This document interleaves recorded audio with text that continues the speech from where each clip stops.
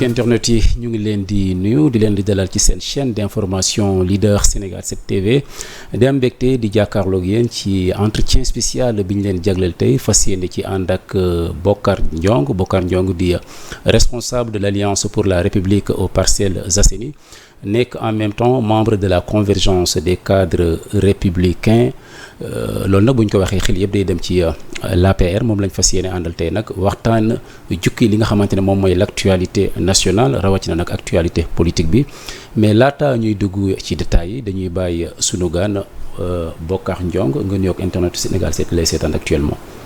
Merci beaucoup Biram Thior, ça fait un plaisir ñëw ci sa plateau. te yàgg di la suivre aussi am mbégte di wax ji nga xamante ne dina amal solo.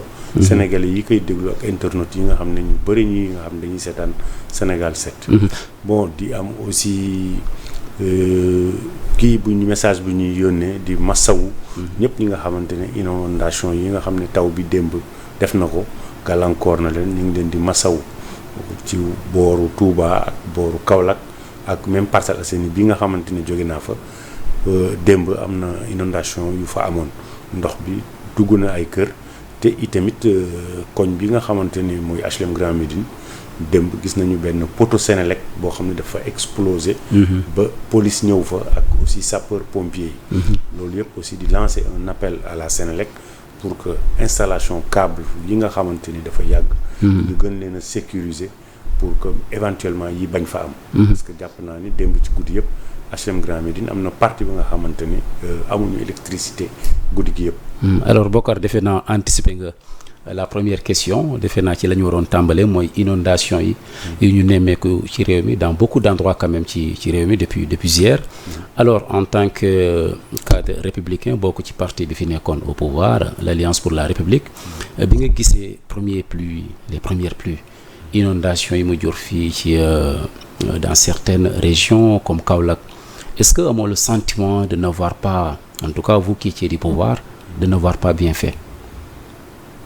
Sentiment de n'avoir pas bien fait, d'abord bu ñu gisee inondation yi dañuy am pincement de cœur parce que tey jii population yi waruñu mën a dund yenn jafe-jafe yi. C'est vrai que le président Macky Sall sous son règne def na ay jéego yu mag a mag ci inondation bi. parce que am na zone yoo nga xamante ni par exemple bu ñu jëlee au niveau de Dakar fu mel ni ay Dalifort nekkoon na benn moment bi nga xamante ni effectivement inondation yi metti woon na fa lool mais gis nañu ne ça fait des années amatul. et président instruiroon na ay nit aussi te et puis bu ñu ko waxee presque investiroon nañu 740 milliards pour lutter contre inondation yi.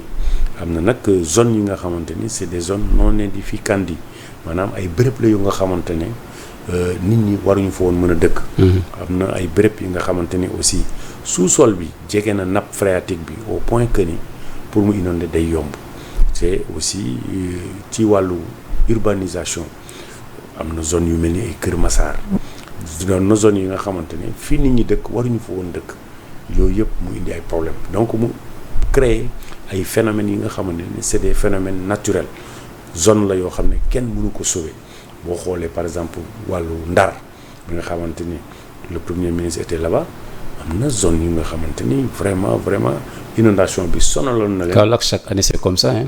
waaw avec un pactole Bocar de 700 milliards.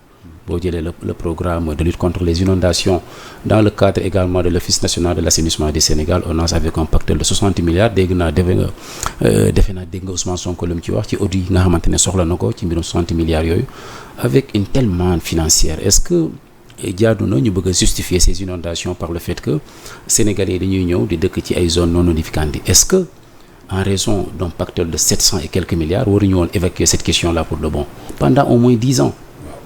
waaw foofu je suis d'accord avec toi parce que dama jàpp ni l'État d'abord gouverner c'est prévoir te à chaque fois que le président édifié na un programme le président Macky Sall bi mu fi nekkee bi ñu édifier un programme pour lutte ci quelque chose ci inondation yi au préalable des techniciens ñoo fa njëkkee ba étudier faisabilité wu programme bi disons ndax loolu war na mën a nekk.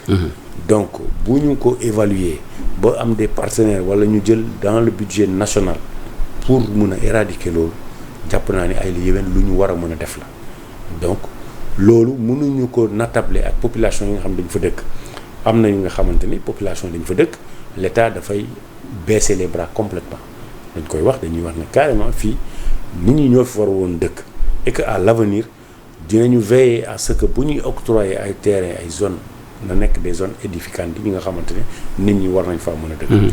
C'est vrai que le premier ministre démb bi mu demee fële à Saint-Louis jot na wax ni nañ ko caytul pour mu xam évaluer effectivement projet programme boobu 60 milliards bon xam nga man lépp li nga xam ne dafa ànd ak populisme rek moo ko nangu. da nga jàpp ne populisme la. si am na une part de populisme parce que. mais reddition des comptes dafa war a am bokk reddition des comptes dafa war a am. waaw parce que xaalis boobu ñuy gérer également c'est l'argent du contribuable. dans la réalité des faits le premier ministre dafa war a jël en amont balaa muy ñëw sur le terrain. mu am assez d'informations requises pour mën a prononcer wu par rapport à des sujets tels. da nga jàpp ne Ousmane Sonko amul assez d'informations. démb man à travers la presse j'ai lu quelque part que ni il n'avait pas toutes les informations est-ce qu'on l'aurait induit en erreur ou bien il l'a fait par populisme man jàpp naa ni populisme la. toutes les informations mooy lan ci situation. toutes les informations mooy 60 milliards yi lan la ci réaliser lan moo ci avancé ak lan moo ci avancé wu fan la toll. mais dafa ni de façon globale fu ñu dugal affaire bi war nañ ko caytu. xam nga caytu reddition des comptes loolu dans une gouvernance n'importe laquelle c'est tout à fait normal kenn refusé wu ko au contraire sax loolu mooy yoon mais pourvu seulement que ni quand même bu mu ànd ak benn populisme bu mu ànd ak par exemple na ànd ak des informations fiables et vérifiables. mais populisme bi mooy lan ci déclaration bu mu def laaj ay mooy naa wax la nga xamante ni dana neex ma Samba dana neex ma Demba mais pourvu rek que ni mu créer benn tollé benn tollé wax li nga xam ne dina neex nit ñi pour que ñu bëgg or que ni du li nga xamante ni mooy li fi nekk.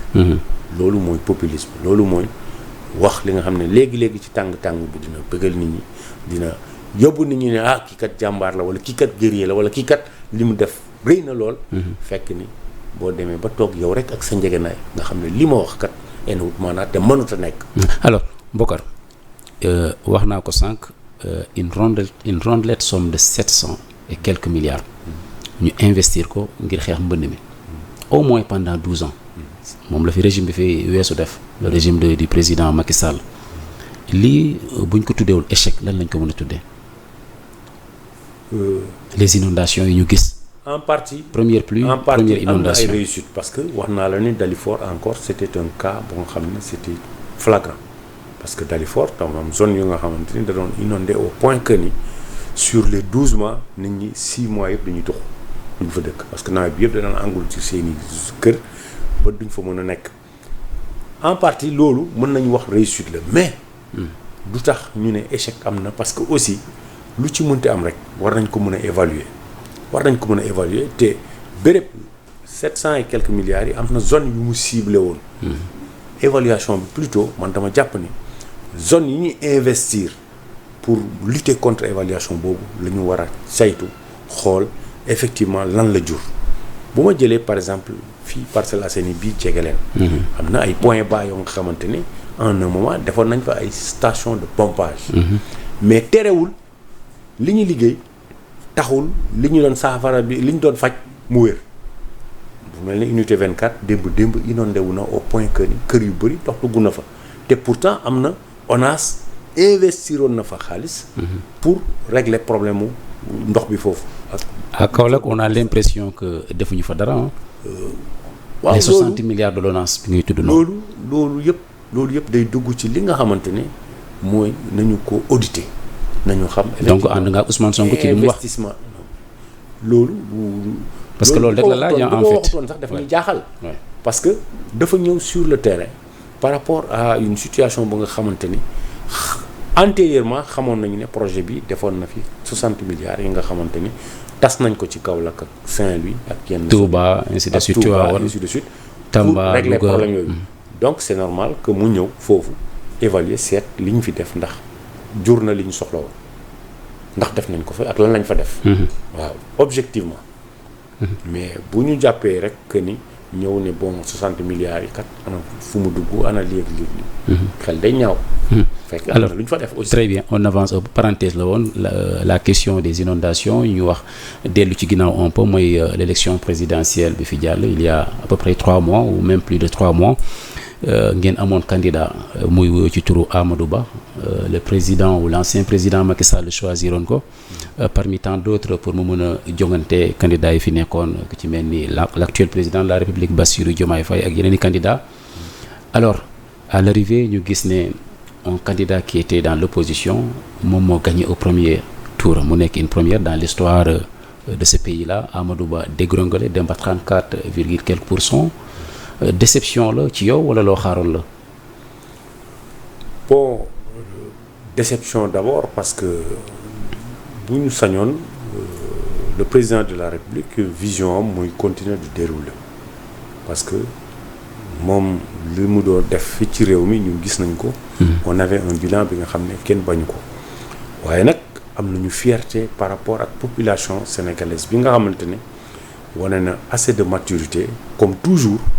ak aussi rafetlu liggéey bi nga xamante ne presse bi def na ko ci ba ñun jàll ci élection bi nga xamante ni c'était une élection très transparente du ñu ne victoire sax mais dafa mel ni woon comme référendum la parce que pour la première fois aussi dans l'histoire gis nañu ne un parti présidentiel dem na à l'élection te demul sax au deuxième tour. loolu tamit c'est un fait qui mérite d'être souligné mu wone à quel point la population engagée wu na mais aussi wone aussi que ni le candidat bi nga xamante ni moom la coalition ci Benno Bokk Yaakaar avait choisi n'était pas le bon profil pour mën a dem. da nga jàpp ne Amadou Ba nekkuloon profil bi gën. oui loolu mosuma ci am xel ñaar. ah bon Amadou Ba n'était pas le profil. mais lan moo tax nga jàpp ne du woon profil bi gën. moo nekkoon adéquat son choix man dama jàpp ni d'abord c'était une aberration parce que li ñu ko soxla woon. muy rassembler. mënu ko woon. te tamit élection présidentielle dafa doon lu sérieux trop li nga xamante ne il faut que mu am une personnalité charismatique. la personnalité bi nga xamante ni gëm na boppam dëggal na boppam pour mu mën a wax ak askan bi ñu xam ko. personnalité boobu da nga ko gisoon. mais ci keneen koo xamante ne peut-être du Amadou Ba. de toute façon parce qu'il y avait beaucoup de prétendants amoon na Abdoulaye Daouda Diallo. les autres étaient là c'était des gens d'excellents profils parce que Abdoulaye Daouda Diallo quoi qu'on dise aussi am na une assise électorale au niveau de fi mu nekk d'abord c'était un maire à Bokk Diawbe donc jàpp naa ne c'était un profil bi nga xamante ne mënoon na intéressant comme d'autres aussi. mais assise électorale dafa baax ci leader. on ne s'improvise pas président de la République mais nit ki tamit bu demee ba ngay laaj suffrage sénégalais day fekk aussi yow sa bopp nga am foo taxaw fu dëgër mais yooyu yëpp critères yooyu yëpp jàpp naa ni rempliru ko woon pour que mu mën a nekk candidat xam nga élection populaire présidentielle du tour du question am naa tour wala am naa alal parce que bu dee alal tamit Abdoulaye Wade perte na fi pouvoir bi fekk il avait le pouvoir en place. te gis nañu ñu tamit le pouvoir en place avec le budget du Sénégal avec toute la manne financière bi nga xam ne mënoon na leen permettre ñu gagner. mais taxul nit ñi choisir. mais pourtant à vous entendre parler la responsabilité Amadou Ba rek nga ci joxoñ baaramu tuuma mais ki ko tànn loo koy wax le président Macky Sall parce qu'il y avait beaucoup de prétendants quand même. le président man dama jàpp ni il a été abusé. il a été abusé par ñi ko tànnloo Amadou Ba parce que ñi ko tànnloo Amadou Ba ñoo ko abusé. ñenn ñoo ko tànnloo. non ils se connaissent parce que ils se connaissent te bi ñuy tànn ñëpp gis nañ ko parce que le président wax na carrément. non mais Bokar il faut quand même nga dut sa baaram quelque part. suite au choix bi nga xam ne conférence des leaders yi nekk Benno Bokk Yaakaar. ak diverses consultations yi ñooñu ñoo dem ci président de la République rendre ko rapport ñooñu nag ñoo ko abusé parce que ñooñu objectivement amuñu woon benn raison bu valable pour ça. pourtant li ñu dégg mooy Bokar mooy que ni jox nañ ko carte blanche. defe naa nit doo ko jox carte blanche ba pare di ko. malgré ça nag président aussi ak vision maturité am aussi expérience bi mu am. malgré que jox nañ ko carte blanche il n'a pas imposé de choix leen bàyyi ñu dem tànni. ñeneen ñoo tànn. ñu dem tànni ñu dem auditionné leen ñoom ñëpp ñu dem auditionné leen ñu bëgg ñëpp ñu dem ñu auditionné leen donc ñu rendre un rapport te noonu la demee te gis nga même bi ñuy annoncé. ki ñu tànn le président donc Macky Sall am na responsabilité ci débâcle bi ngeen. mais la grande responsabilité incombe ak ñi ko tànn. ah bon ñi ko tànn ñoom ñoo jël la grande responsabilité. mais ñooñu nag xam naa waxtaan bi du neex tuuti Bokar parce que apparemment ñi moo tudd ay tur. non du question ragal tudd ay tur. ay nit a fa nekkoon ay nit a fa nekkoon ñi ko tànn tudd ay tur. mais booy wax ñi ko tànn comme ça sénégalais yëpp xam nañu ko. xam nañu ne ñan ñoo tànn lu Amadou Ba mooy ñi nga xamante ni. mais dañoo am ay tur membre de Benno Bokk Yaakaar ñi nga xamante ni ñi ngi ci parti bi. non man bokkuma ci parce que man déjà sama cas particulier parce que dès le départ dama xam ni kii du le bon cheval déjà parrainé wu ma déjà bokkuma si ñi nga xamante ni accepté woon nañ cette candidature. bi ñu koy tànn sax d'ailleurs ñun on était avec Abdoulaye Daouda Diallo. qui nous avait reçu donc bi président waxee ñenn ñi accepté ne bon président wax na te comme mooy suñu kilifa. ñenn ñi ñëw accepté toog. mais xamoon nañ ne c'était pas ça le choix bi nga xamante ne moom mënoon porter la victoire et li mu jur gis nañ ko c'est la victoire triomphale de la coalition Diomaye président. alors loolu la mooy conséquence yi. responsabilité bi yaa ngi ciy tudd Amadou Ba en grande partie di ci tudd ñi nga xamante ne ñoom nga jàpp ne ñoom ñoo tànnaloo l'ancien président de la République Macky Sall mais ci ginnaaw bi également am na ay informations yu ñuy for à travers la presse. Un peu ça et là on nous dit qu'également Macky Sall am na ci une grande responsabilité parce que dégg nañ ko ci mel ni Abdou Latif Coulibaly c'est pas n'importe qui quand même dans cette coalition au pouvoir mi jàpp ne Macky Sall également joué na ci rôle bu doy waar des dessous de table jàppale l'actuel régime qui est là Ousmane Sonko ak Bassirou Diomaye Faye lan ban leeral nga mën a indi ci loolu. Effectivement posé nga ma une bonne question parce que daf ñu permettre ñu mën a wax ci ñi nga xamante ni tey jii sous le régime du président Macky Sall. président defal na leen ay teranga te jamono ji mu yore décret mu tànn ak jamono ji mu yore décret mu nekk dans l'exercice de ses fonctions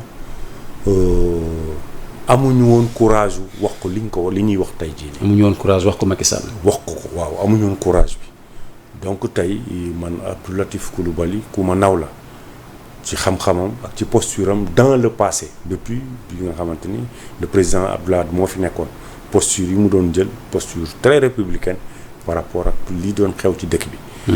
mais lui comme tant d'autres man dama jàpp ni bu séqee ak nit boo nekkee ci nguur. nga mu defal la ay teraanga ci biir ay sénégalais. ak lu mu munti dem mënoon nañ ko wax ci bi ñu ko waree wax. mais tey jii.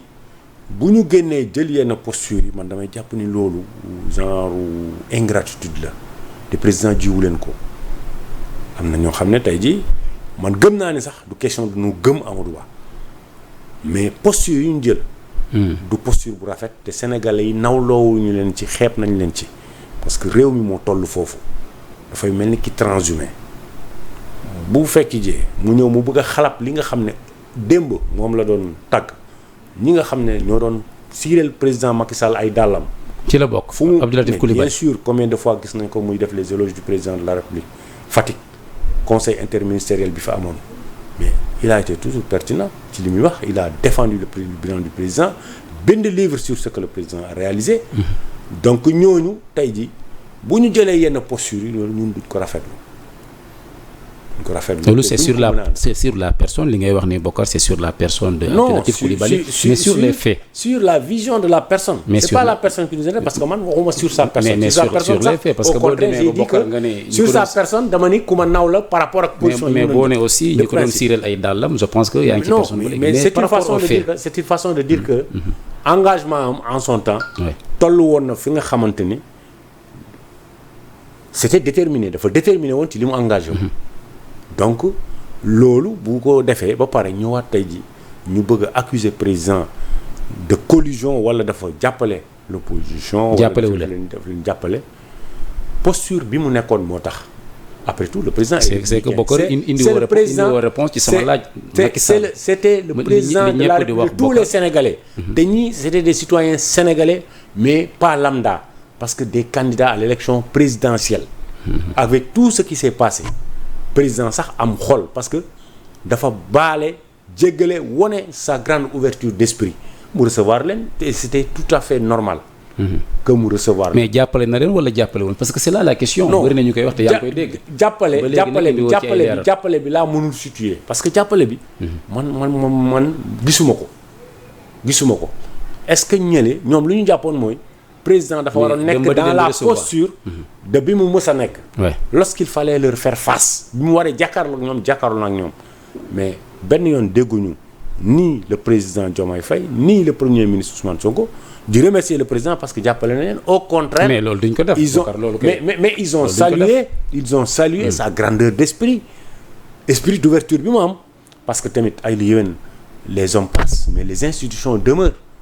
loolu le président gëm te c'est un bon républicain parce que gannaaw ay jàmm. ñii li nga xamante ni la population wane na ko ñi nga xamante ni.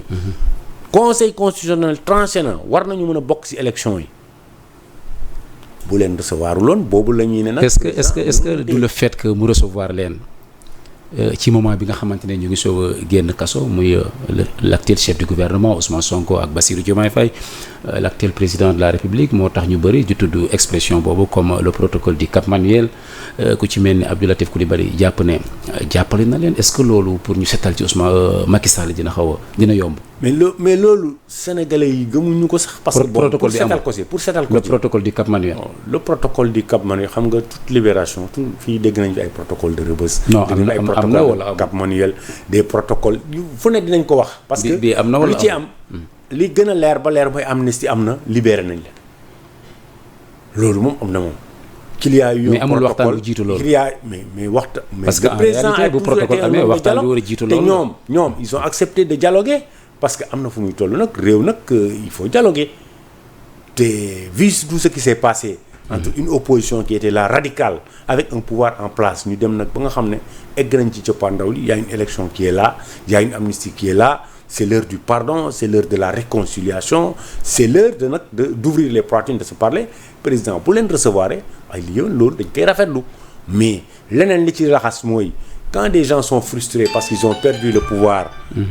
Quand des gens sont frustrés parce qu'ils ont perdu le pouvoir bëgg ko méngale ak li nga xam ne dafa nekk ay protocole wala ay négociations loolu je pense que ni. protocole bi amul rafetul protocole ou pas li ma gëm mooy président def na lu rafet bi nga xamante ne dem nañu ba ñu amnistier dem nañu ba ñu fàtte lépp mu recevoir leen toog ak ñoom waxtaan ak ñoom loolu man daf koy rafetlu mais mënuma ci tuddee ay protocole ci wàllu bi nga xam ne dans le sens simplement négatif que ni. am na lu ñu comme ni ko gars yi di waxee dialogue wala yooyu loolu man gëwuma ko. dialogue amul alors on avance un peu Benno et l'APR qui perd le pouvoir. N'est-ce pas ki nekkoon seen candidat wax nañ ko sànq muy Amadou Ba actuellement apparemment le courant ne passe plus entre le patron de la coalition et tout simplement du parti par ricochet muy Macky Sall et Amadou Ba ki fi nekkoon également son candidat où en est les relations entre les deux hommes parce que li ñu ciy wax bëri na entre Macky Sall ak Amadou Ba fan la relation yi toll. bon man lenn laa jàpp te loolu laa gis mooy am na une haute trahison bi nga xam ne Amadou Ba posé na ko actuellement nii à l'heure actuelle. Ah bon moom nga jàpp ne moom moo trahir. bien sûr. kan la trahir. le président Macky Sall ak la coalition Benno Bokk Yaakaar une haute trahison parce que li am te leer ba leer ñëpp xam nañ ko le président de la République dafa fekk Amadou Ba mu nekk directeur des impôts et des domaines. mu fekk ko dans son poste mu bàyyi ko ci mu jëlee ko foofu mu def ko le ministre de l'économie et des finances du pays mu jëlee ko foofu mu def ko un responsable politique au niveau des Parcelles Assainies mu parachuté ko foofu parce que en fait même su fekkoon ne électeur la fa woon. milité wu fa woon te amul woon une carte du parti. mais présenté na ay compétences quand même Bokar. mu jël ko les compétences il a déroulé une vision. xanaa il ne l'a pas commandé. Non, il a déroulé une vision. Ouais. Le président de la République. moo yore la politique de la nation. te moo yoroon sa vision muy le PSE. moom mu nekk le ministre de l'économie et des finances di ordonner les dépenses de l'économie du Sénégal am si une vision. ñu jël ko associé ko ci ça mu permettre ko et il le redit moom si moom da koy remercier président. mu permettre ko mu participer à l'élaboration du PSE. ak résultats yi nga xamante ne engrangé na ko donc moom mu nekk ci un électron mu bokk ci nekk ci maay ci chaîne bi. loolu président defal ko jëlee ko foofu. yóbbu ko def ko ministre des affaires étrangères jëlee ko foofu def ko premier ministre jëlee ko foofu nag def ko candidat. est-ce que cela ne témoigne pas du background de la personne. le background de la personne. c'est un parce que ni nga koy waxee ni apparemment c'est ni nga koy waxee ni Bokar li tax ma xaw a yomb c'est apparemment c'est un Amadou Ba qui est là qui n'a pas de qualité. ñu jël ko di ko defal ay faveur. non ses qualités intrinsèques man du foofu laay dugg parce que c'est un inspecteur des impôts et domaines. mais d'accord nga ne am na ay qualité simplement sax mais. li tax bu jógee fii ñu yóbbu ko feneen qui a fait l'université comme X comme Y personne comme citoyen donc président jëlee ko ci posture boobu au moment où ñëpp gis nañu ne il avait des accointances avec l'ancien régime bokk ci génération du concret et il était très nekkoon na ci notable yi nga xam ne nekkoon nañu aussi au sein du PDS. Nonobstant de tout cela loolu yëpp président teggi ko teg ko fële jox ko confiance jox ko tey yeggal ko fi mu yegg tey moom fi mu yegg. ay li yéwén bu amee ku muy sant président rek la war a sant Macky Sall moom mi ko yóbbu fii mu ko yóbbu bu ma xëyee dégg def na manifeste ñu bind ci ay textes yoo xamante ni kenn xamul am na bopp amul. mais il n'a rien saf na lii wala saf na c'était un candidat donc c'est une façon pour lui de se démarquer. c'est une façon aussi pour lui de montrer que ni am na beneen gis-gis loolu dissension la loolu dissension la loolu pour man wor la loolu pour man wor la. ah bon te moom moo toog fii ñëpp di ko dégg yéen dégg ngeen ko mu ne moom xamul la loyauté à géométrie variable une géométrie variable mooy li nga xam ne du constance buy taxaw tey day nekk 6x suba mu nekk x2 wala x3.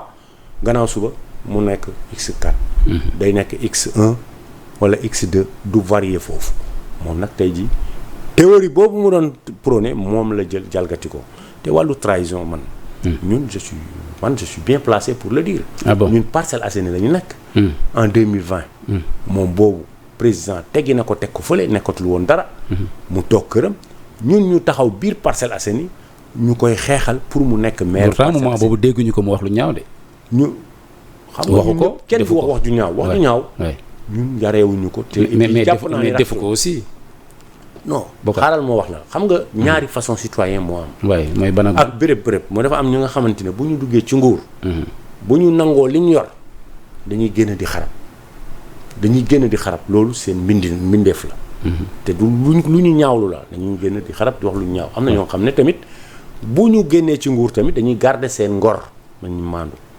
kooku man mën naa ko nangul bi ñu ko jëlee ci nguur gi tamit toog na mu nappi mu maandu mais boobu jamono ñu nekk nañu biir Parcelles Assainies di ko jàppale pour def ko maire Parcelles ñu koy xeexal boobu nekkul dara mu xam ko di ma woo di ma gërëm di ma sant parce que boobu nekkul dara te defaluñu ñun teraanga bu tax deful Parcelles tamit li taxoon ñu war ko mën a jàppale mais ñu rafet njort am yaakaar ci moom ci carnet d'adresse am ak fonction yi mu jotee am mu war a mën a jëmale Parcelles kanam ñu xaaroon ko ci chantier yu bëre muy assainissement bi nga xam ne mu ngi foofu ak problème ndox bi fa amoon ak tout ça ñu jàpp ni bu nekkee maire dina yokk commune bi mais daf ñu war pendant que ñun ñu koy xeexal moom dafa dem palais dañ ko recevoir palais mu dem di prôner candidature ki nga xam ne ñun moom lañ doon xeex bëgguñu woon mu nekk maire muy l'ancien maire loolu war la donc jëf jooju moom moo ko def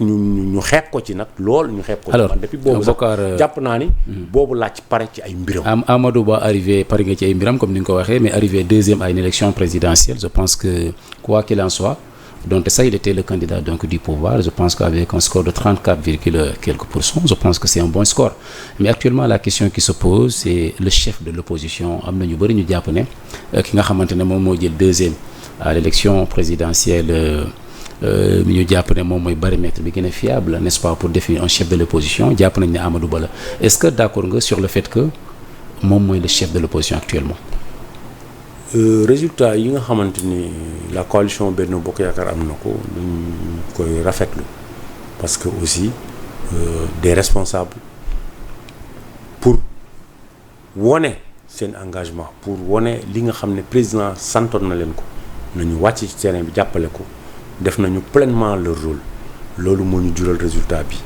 te di ci rafetlu aussi population yi nga xam ne gëm nañu le président de la République donc loolu yëpp c'est à l'actif du président du parti c'est à l'actif de Benno Bokk Yaakaar. loolu yëpp d'accord nañu une élection mais candidat bi nga xamante ni moom la ñu jëloon ñu gisal ko sur les 174 bureaux de vote yi nga xam ne Parcelles Assainies moom la am gagné wu ci benn bureau de vote donc mais méritam méritam à ce niveau gisuma ko. non mais c'est que loolu man la engagé honnêtement waxuñu mérite ou pas léegi nag mais quand même deuxième à l'élection présidentielle il est chef de l'opposition. c'est une coalition qui l'a porté. te un militant d'un parti. mais en tant que responsable politique assise politique. il devait être l'un des premiers mu mun a bomber torsam. ne fii kat mooy sama fief électoral parce que gagné naa fi lii. mais Bokar foofu loolu man gisuma ko donc xam nga man. j'analyse froidement les choses. non xam nañ loolu s'il vous plaît mais li may analyser question bi foog nga tontu question bi également. parce que mais moom laay tontu mais tontu pour ma tontu ko. il faut ma defal la. li ngay wax noonu historique li ngay wax noonu nangu nañ ko parce que critères yi tax man ma mën a choisir le kii de l'opposition. le chef de l'opposition comme ni nga koy waxee. critères yooyu. laa gisul pour ma mën a ko coller ma mën ko coller. critères yi bëriwul critères yi bëri na mooy d'abord il faut que nga am une assise politique réelle donc quelle est son assise politique man moom laa gisul. mais il n'était pas le seul candidat bëri na ay candidats yoo xam ne tey jii nii ils sont pas arrivés deuxième Bokar. mais ñoom kenn cité wu leen comme deuxième candidat de l'opposition te ñooñu candidat yooyu ngay tudd dañu dem ak seen parti bul ko fàtte. dañu dem ak seen parti. sous la bannière de leur parti. est-ce que Diomaye or qui il est dans un parti. bi nga xam ne il y a un président de parti. est-ce que l'actuel président Bokar dafa dem ak sous la bannière de son parti politique Pastef. l'actuel président. Bassirou Diomaye Faye. c'est une coalition. ah oui. c'est une coalition. Amadou Ba également. mais quoi qu'il en soit il y a le parti Pastef. le président du parti Pastef qui était dans la coalition te le Pastef. mais l'APR aussi était dans la coalition. la locomotive. tey jii boppu train bi boppu coalition bi boo ko defoon tey train. boppu train bi. Pastef la et dans Benno. l'APR n'était pas la locomotive. l'APR la mais l'APR nag. président APR kan la mais c'est le président Macky Sall. mais il n'était pas candidat c'est pas Amadou Ba. il n'était pas candidat mais ki ñuy tànn candidat. c'était un militant de l'APR. Ça c'est pour justifier que Amadou Ba n'est pas le chef de l'opposition. mais man je ne le crois pas man je ne vois pas en lui un chef de l'opposition parce que critères yi nga xamante ni moo koy def chef de l'opposition gisuma ko ci moom. alors léegi kan la war a doon tey jii nii kan la war a doon. oui parce que quand même il faudrait qu'il y ait un chef de l'opposition. le chef de l'opposition ñun c'est le président Macky Sall parce que c'est lui le président de notre parti le parti Benno Bokk Yaakaar le parti APR. kooku moom mooy le chef de l'opposition de facto. keneen nag ku nga xamante ni dans tes rêves wala nit ñi jàpp nañ la pompé nañ la gonflé nañ la gëmloo nañ la yaay chef de l'opposition. acca ñu xool kooku nga jàpp ne moom dans quel parti ak lan nga am. ba mën a teg ci loxo sénégalais yi ne lii moo tax ma ne man maay chef de l'opposition. ki nga jàpp ne moom mooy le chef de l'opposition defe naa moom le maire de Kër Massar Sud Bilal Diatta joxoñ baaramu tuuma ne fexeel na ki nga xamante ne moom mooy l'actuel premier ministre Ousmane Sonko à plusieurs reprises. pour jël bakkanam alors. déclaration boobu nga xamante ne le maire Bilal Diatta def na ko jëmale ko ci ki nga jàpp ne moom mooy le chef de l'opposition nekk njiital l'Alliance pour la République le patron de Benno Bokk Yaakaar noo ko déggee. bon d'abord man dama gis ko nga xamante ne ba léegi dafa nekk ci mbégte li ñu gagné ñoom. mbégte victoire bi yóbbaale na ko moo tax mu wax li mu wax xëy na pour neexal aussi son patron moo tax mu gëmloo ko loolu.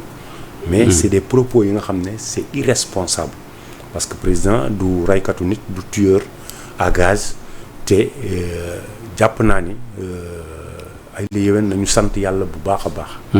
parce que le Sénégal est une grande démocratie son mentor muy le président du PASTEF Ousmane Sonko nangul nañ ko lépp lenn la nga xam ne benn qualité boo xam ne am na ko muy son courage. ci li muy def ak son engagement ak sa détermination parce que dafa wane ni moom nguur gi la bëgg mu taxaw ci déterminé wu ci mais il a fait une opposition d'une violence bu nga xamante ne kenn mësu ko gis te pays yi ñu wër ci sous-région bi du ma tudd benn pays ku ci amoon opposant bu mel ni Ousmane Sonko fexeel nga ko bu yàgg moom moo ko gën a mais Macky Sall fexeelu ko benn yoon xalaatu ko sax Macky jullit la te itam pouvoir yeggalu ko foofu ba li xewoon Sweet Beauté baax la li xewoon Sweet Beauté parce que le président de la République Macky Sall kenn mësu ko gis ci wax ju ñaaw ci jëf ju ñaaw ak ci xalaat ju ñaaw te d'ailleurs bi ñu ko njëkkee wax ci yi nga xamante ni moom la ñu accusé woon Ousmane Sonko ci wàllu mërs ak yooyu mais daf ko refusé. mais ki ne woon Bokar ñi ko jege loolu la ñu wax. ki ne woon je vais réduire l'opposition à sa plus simple expression est-ce que boo ko bëggee blanchir nii dina yomb pour nit ñi gëm la. xam nga réduire à l'opposition à sa plus simple expression c'est un terme boo xam ne yéen journalistes yi yéen a ko. non mais moom moo ko wax. yéen a ko galvaudé. non galvaudé. tiital sax opposants yi sax tiit. c'est du français c'est du français mais réduire l'opposition à sa plus simple expression. ouais mooy avoir un bilan. être de sorte non, que mais loolu yaa ko wax de Bokar de sorte que def de sorte que toutes les élections auxquelles je vais participer dama leen di gagner. mais waxul loolu de Bokar a gagné toutes les élections yi mu participer xam nga l'interprétation ñu nag ku nekk ak noo ko déggee. ak nu mu la arrangé. yow noo ko déggee mais réduire l'exposition à sa plus simple expression. réduire l'opposition à sa plus simple expression. moom la tey jii le premier ministre Ousmane Sonko toog fële Grand Théâtre wax ko vis-à-vis de la presse. loolu la wax. li mu wax c'est la même chose. utiliser wul les mêmes termes mais bu taxawee mu ne presse bi léegi ñi bindoon nañu bindaat. loolu c'est une façon de dire que ni. je vais réduire la presse à sa plus simple expression. mais loolu la nekk di def parce que presse bi yëpp indigné wu par rapport ak ni ñu leen bëgg a ni ñu leen bëgg a poursuivre. ci teg fisc bi seen kaw. ak yeneen di leen xaar pour que ku fi diffamer wala ku fi def yenn yi ñu téye la. loolu c'est une façon très simple de dire que lui Ousmane Sonko premier ministre a dit ouvertement de façon mitigée que ni dina réduire la presse à sa plus simple expression te loolu c'est le début de la dictature. Alors Bilal wax na li mu wax APR demandé na à ce que le procureur enclenche des poursuites judiciaires alors loolu da ngay ànd ak cette démarche n'est-ce pas de l'APR ou bien jaru ko. non je me dis que li Bilal wax quand même c'est trop le procureur devrait s'autosaisir. te pire dañ ko montré dans une vidéo muy exhiber arme vis-à-vis du maire de Dakar na day dem retirer la mairie de Dakar loolu dañ leen di woo vraiment à la retenue parce que nguur tamit. bu mu la jay ba nga foog ni réew mi yow amul justice te li ñu doon reprocher nguur gi yëpp bi passé loolu laa commencé di gis ni am na ñu nga xam ne tey jii arrogance mu ngi leen di bëgg a dugg parce que dafa am kàddu yu nga xamante ni en tant que maire en tant que kilifa. bu nga xamante ni dafa am population yoo xam ne dénk seen suffrage waru rafetul ci sa kàddu nga koy wax. donc foofu laa jàppee ni propos yi mu wax war na ko retirer moom mu présenter des excuses publiques. parce que c'est trop quand même. alors Bokar sauf cas de force majeure dañuy dem ci dissolution assemblée nationale defe naa yaa ngi suivre débat bi sur il y avait d'abord le débat d'orientation budgétaire jusqu'à présent premier ministre defagul sa déclaration de politique générale on agite également l'idée de dissoudre n'est-ce pas l'assemblée nationale peut-être vers fin septembre ou peut-être même avant le mois de janvier prochain alors su fekkee dissoudre na assemblée nationale on ira donc dans le cadre d'autres échéances n'est-ce pas des élections législatives ni nga Amadou Ba apparemment ni ngay waxee moom mettre ngeen ko de côté mais seen tête de liste kan lañ ci mën a xalaat. non le président le moment venu dañuy tënku rek ci ginnaaw kàddu ki nga xam ne mooy le président du parti. est-ce qu'on peut s'attendre que le président du parti Macky Sall jiite ko. mais c'est ce qu'on rêve. ba dem à l'Assemblée nationale siège fa comme député. mais loolu ñun dañuy rêver loolu que le président jiite la liste mais. kooku kay dañu ne alléluia dañu ne alhamdulilah parce que président Macky Sall leadership am te tey jii les populations plus que jamais jàpp naa ne sax commencé nañu namm le président Macky Sall. ñan ñoo ko namm li mu fi réalisé ak lépp lu mu def. ñun ñoo ko namm. ñun ñëpp ñu ngi ci réseaux sociaux yi ñun ñëpp ñu ngi gis ñi nga xamante ni gëmloo woon nañ leen nit affaire bi jooni la ñi nga xam ne gëmloo woon nañ leen ne leen bés bu ñu jëlee nguur gi seen chômage dootu leen toogati ci koñ yi di naan ataaya. ñi nga xam ne gëmloo woon nañ leen ne inondation yi gars yi ñoo sàcc xaalis. mais nag bul fàttali ne 3 mois lañ fi def de bokk. loolu yëpp. 3 mois 12 ans ngeen fi def ils n'ont fait que 3 mois. ñooñu 3 mois 4 mois dañu gëmloo ni li fi nekk lépp ñoom dañuy ñëw rek changer. est-ce que loolu la ñu wax aussi. mais donc lu tax nit ñi mayuñu leen sax 3 mois ils ont fait quand même des promesses mais 3 mois. boo ko seetee nit ñi mayuñu leen sax 3 mois yi mat. balaa 3 mois yi nit ñi commencé nañ di wax or que ni président Wade comme président Macky Sall may nañ leen délai de grâce te et puis nit ñi bàyyi nañ leen ñu liggéey or ñi dañu nekkoon ci biti gëmloo nit ñi gëmloo jeunesse bi gëmloo population bi que ni am nañu solution à tout li fi nekk yëpp dara baaxu fi ñun bu ñu ñëwee rek mais déggaat nañ leen heureusement que le premier ministre bu mu demee ba lucide ba commencé jël dossier yi taxaw na xam na ni lii du benn mandat sax moo koy def. Bokar ki ngeen bëgg mu doon seen tête de liste ci prochaine élection législative bi muy Macky Sall actuellement am nañuy menacé pour lancer un mandat d'arrêt international contre sa personne gannaaw bi nga xamante ne en mars 2021 jusqu'au mois de janvier ou février même 2024 il y avait beaucoup de démotes am ñoo xam ne ñi blessé nañ ci ñi ñàkk seen bakkan mandat d'arrêt boobu mbaa bu ñu ko lancé moom du ngeen ñàkk tête de liste. D'abord dañuy métti lu rek li fi amoon parce que tamit am na ñu ci ñàkk seen bakkan effectivement comme ni nga ko waxee ak ñu arrêté ak li mu jur yëpp ñu mën a wax rek li ñu mën a ñaan rek mooy plus jamais ça. que réew mi bu mu dundati loolu ci nguur ci opposition ak ñëpp ñu mu mënte dal. parce que impacté na ñëpp. ay li yoon man dama jàpp ni ñii di ko wax xëy na dañu bëgg rek yee fitna dañu bëgg rek am occupation bu ñu def. mais wax yi ne dañuy lancer. li fi xew jarul mandat d'arrêt li fi xewoon jarul mandat d'arrêt. mais bu fekkee dem na ci on parle de plus de 60 morts. mais dem na ci mandat d'arrêt bu demee ci mandat d'arrêt. mais responsabilité yi c'est partagé. entre kan ak kan. l'opposition aussi am na si une part de responsabilité ñan ñoo taxawoon fii ne plus de 500,000 jeunes bés bu ñu génnee Macky Sall du fanaan palais. ku wax loolu. non mais xam nga ko xam naa ko. mais yow yaa ko wax de Bokar ñëpp fekk nañu fi. loolu ñëpp dégg nañ ko. ñi demandé jeunes yi nañu wàcc ci tali bi ñu am nañ ci responsabilité donc il faut analyser froidement les choses tey jii ñi taxaw di wax ne président Macky Sall la ñuy lancer mandat d'arrêt contre président de la République mais c'est parce que dañuy wax lu leen neex rek wala am bëgg nañu indi une occupation bëgg nañu lancer un combat bu nga xam ne c'est un coup d'épée dans l'eau. Ah bon? Parce que le mandat d'arrêt un président de la République bi nga xamante ni déjà il a tout fait pour éviter la violence le pays aurait pu sombrer pays dëkk bi dafa waroon a sombrer ci violence bu nekkoon yeneen pays te loolu dañ ci saluer maturité président de la République dañ ci saluer en un moment ki nga xam ne mooy premier ministre moo nekkoon le président du PASTEF en un moment où il a mis la pédale douce mu teggi tànkam parce que su dutoon loolu réew mi dina woon yegg fi nga xam ne tey ji ci leneen la ñuy tal mais du ñu nekk fi sax di wax ay waxi diw mooy président wala diw mooy la. Alors très bien on parlait tout à l'heure des 100 jours les 3 premiers mois du régime Sonko Diomaye ne nga li ñu promettroon gars yi daanaka gisoo ci dara mais on a vu quand même que wàññi nañ dund gi également gis nañ premier ministre bi mu taxawee Saint-Louis li mu wax ci licence de pêche yi le foncier mais également le pétrole le gaz et tout ça alors boo doon def bilan. ci 3 mois yi wala sax du ma ne bilan mais une appréciation ci 3 premiers mois bi lan ngay wax ci tandem Sonko Diomaye ci loo xam ne noonu lañu gérer réew mi. bon déjà avant ñoom ñu jël nguur gi dama jàpp ne il savait que ni réew mi toll na fu nga xamante ni am na sujet yoo xam ne il faut que ñu débattre ci te loolu la ñu gëm la woon nit ñi. te ñoom ñu ne woon dañuy indi solution. parce que aussi loolu lañ leen doon xaaree ba tax na ay li yéwén. bi ñu jëlee nguur gi li ñëpp jàppoon ak li ñëpp jàpp.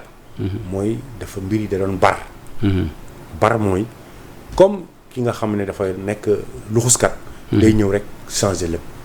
te ñoom ñoo ko wax c'est le slogan phare c'est le terme phare bi nga xam ne premier ministre moom lay wax. mooy le changement systémique.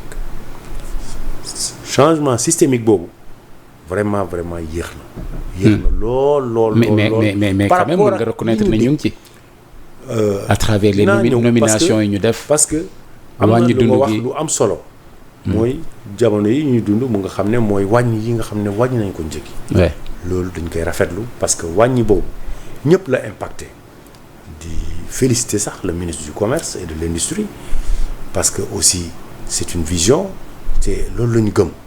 nit ñi sonn nañu c'est vrai population bi bëgg nañu ku leen alléger seen dund. panier de la ménagère bi yokku ñu gis ci yokku te itamit li nga xamante ne def nañ ko xeebuñu ko rafetlu nañ ko. mais nañu gën a yokk wàññi bi. parce que mën na nekk. parce que phase bi Sénégal jëm yàlla may leen ñoom ñu tombé ak exploitation véritablement depuis le 10 juin. du pétrole et du gaz. loolu chance la bu nga xamante ne Sénégal daf ko war a subir. opportunité yi dañ ko war a saisir. jubal bi ñuy wax. dañ koy rafetlu c'est un bon slogan parce que aussi réew mi. bu fekkente ni dëgg la ñoom wane nañu ne am na li nga xam ne ñii dañ ko doon doxalee. le précédent régime dañ ko doon def te yàq la. te ñu gis fi mu jëm loolu ñun dañ koy rafetlu.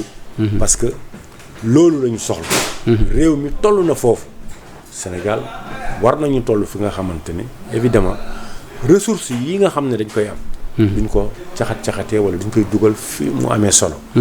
ay li yéwén président de la République def na ay réalisations en termes d'infrastructure ci lépp ci santé bi ci wàllu dem ak dikk bi. yooyu dañ ko rafetlu. donc ñii chantier bi leen dese.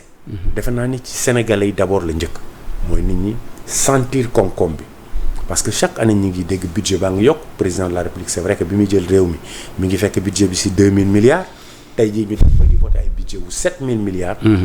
loolu je pense que tey ñi nga xamante ne seen xam-xam dafa màcc ci wàllu fiscalité ci wàllu li nga xam ne dañuy mooy impoyer te ñun ñu yàgg a may déglu nopp le président Ousmane Sonko mooy wax ni fiscalisation yi bu ñu ko téyee bu baax.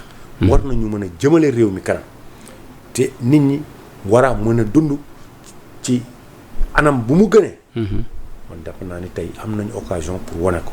waaye li ñu commencé defagum ni xeeñul neex parce que ñoo fi waxoon ni dañuy def appel à candidature. yenn postes yi te gisaguñ ko. te jàpp naa ni. boo ko séddoo la rek. nomination yi jël nañu fi port ñu jox ko ki nga xamante ni du domaine de compétence am simple inspecteur des impôts et domaines la du ma ne sax simple inspecteur des impôts et domaines la ñu jox ko port jël LONASE jox ko koo xamante ne ci wàllu wér-gi-yaram la xam-xamam gën a màcc ak yeneen. du ma ne nag ci gouvernement bi am na ñoo xam ne jox nañ leen compétence bi nga xamante ni moom la ñuy liggéey. c'est boo ko évaluer ci ñooñu xëy na peut-être dina nekk ay 24% wala yooyu waaye ay li yëwen li ci des yëpp. li ñu doon bañ moom lañ def. pour wane ni tamit loolu tam nañ ci bàyyi xel. ay li yëwen nit ñi nañ leen teg ci compétence yi ñu nekk moralité bi ak jubal bi loolu tamit lu ñuy rafetlu la. mais nañ ko jëfe te jëfe boobu fi muy njëkkee mooy am na fi des corps de métier yoo xam ne. ñi ngi leen di favoriser bi nga xamante ni du dëgg du yoon te ñoom Sonko xam nañ ko. muy le corps des inspecteurs des impôts et domaines. ñi ngi fii yor fi ay fonds communs enrichir de façon insolente te loolu teguñu ko fenn. parce que gënuñoo jàng nit ñi gënuñoo nekk patriote nit ñi gënuñoo sonn nit ñi. le médecin bi def 8 ans à l'université man mënuma concevoir en quoi un inspecteur des impôts et domaines enrichir te ëpp ko xam-xam ëpp ko jàng ëpp ko utilité ci réew mi. loolu man je pense que chantier boobu bu ñu demoon yemale dellu ci seen secteur d'activité domaine d'activité bi nga xam ne mooy inspecteur des impôts et domaines mettre un peu d'ordre foofu. ci caxat bi nga xam ne ñu ngi koy caxat ñu ngi leen koy jox ci alalu réew mi loolu je pense que dina am solo lool. parce que manne financière boobu ñu leen di jox. muy ay fonds communs defar na aussi ay hôpitaux defar na ay mbir. gis nañ fi des imposteurs des impôts et domaines qui sont insolemment riches. seen fortune kenn mënu ko comprendre or que ni ils sont pas plus méritants que l'enseignant. le professeur que le médecin. le juge l'avocat. yooyu inégalité au niveau de la fonction publique. dañ ko war a d'abord teggi teg ko fële. merci beaucoup Bokar Diong temps bi jeex na ñu ngi lay remercier ci li nga nangoo wu ci sunu invitation mu nekkoon un plaisir ñu lay dalal ci plateau mu bàyyi la nga tàggatoo rapidement en 1 minute. man foogoon naa ni temps bi jeexagul sax parce que bu ma demee ba commencé kii nga ma topp. on aura d'autres occasions pour revenir ci yeneen sujet maa am mbégte lool ñëw ci seen plateau.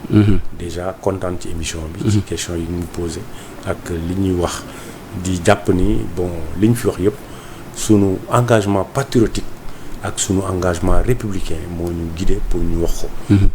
réew mi ñëpp a ko moom te bu baaxee ñëpp la jagal. nekkuñu dans une opposition pour xarab rek pour dire ce qui plaît. mais dañu jàpp ni dañuy nekk dans une opposition constructive wax li nga xamante ni moo mën a jëriñ askan bi moo mën a jàppale ñi fi nekk. parce que dañu jàpp ni réew moom gaal la rek ak capitaine bi nga xam ne mooy le président. Bassirou Diomaye Faye bien que moom itamit li ñu koy lancer appel mooy li mu noppi bëri na trop. dafa war a dëggal boppam. parce que moom la président moom la sénégalais yi fal. mu wax ak sénégalais yi commencé takk tubayam nag commencé jël baleem boobu commencé bale lépp nga xamante ni réew mi dina set. te koom-koom bi ñuy xaar dinañ ko jot. merci beaucoup di la remercier. di la sant di la gërëm ci ni nga nangoo wuy si invitation bi di rappeler ni yow yaay responsable de l'Alliance pour la République des Parcelles Assainies nekk membre de la convergence des cadres républicains de l'APR mbokk yi ñu ngi leen di jox dig daje ci beneen entretien spécial fii ci Sénégal 7 jaa ngeen jëf.